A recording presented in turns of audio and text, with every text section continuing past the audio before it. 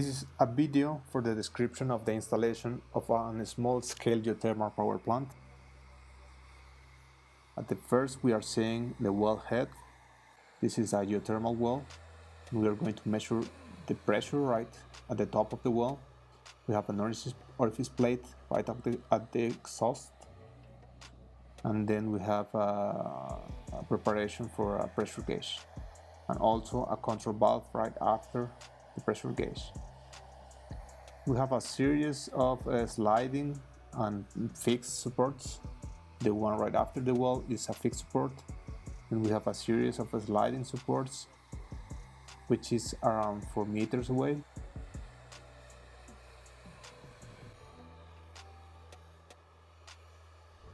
Halfway we have an expansion omega whose function is to absorb all the thermal expansion of the pipe, avoiding any break or any damage of the piping. Before and after the omega we have a couple of fixed supports, and all other supports are sliding.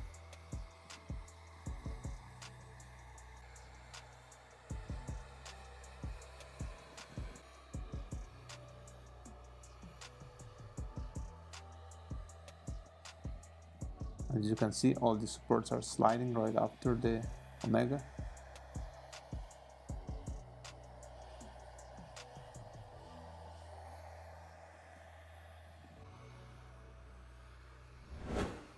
The steam line is coming from the well to the platform where the steam turbine is installed. And then we have a discharge silencer for the excess water and all the purge of the systems. We have a derivation which is going to the power plant, and another line, the main line, is going to the discharge silencer. This valve array will allow us to control how much fluid is coming to the power plant and how much is being discharged to the silencer.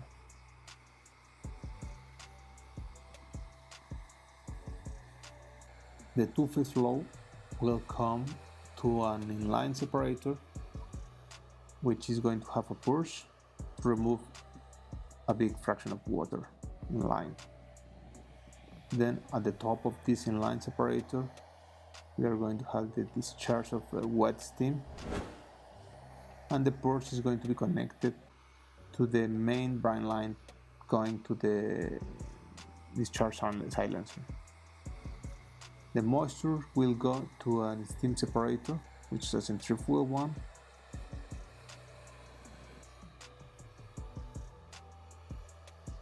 And we have a purge right at the bottom that is going to a reservoir, an atmospheric reservoir that will be connected to the main brine line. The separated steam coming from the bottom of the separator will go to the mister, or a device in shape of U that is going to remove the last fraction of moisture that we still have in the steam. Again, at the bottom we have a purge that will be again connected to an atmospheric reservoir and discharged to the atmospheric silencer. And then the dry steam is going to be conducted to the power plant.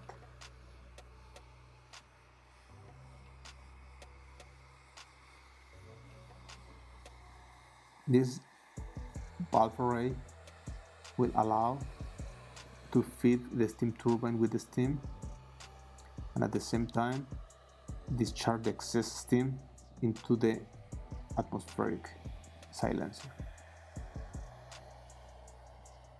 This excess line will also allow to clean up the pipeline right before the commissioning to avoid any damage of the main turbine. We have an expansion joint at the inlet, at the outlet of the turbine, that will isolate the vibration of the turbine and the pipelines. The turbine will operate at 3,450 RPM, whereas the generator will operate at 1,800 RPM.